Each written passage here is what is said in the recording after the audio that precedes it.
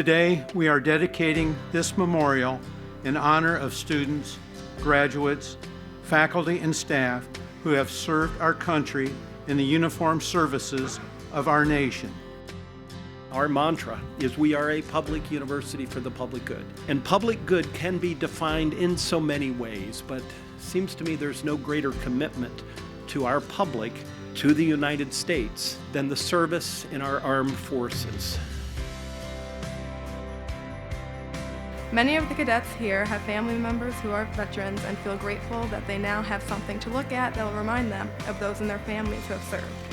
It is those veterans and their families who inspired them to join the military. To our veterans and active military, thank you for your service.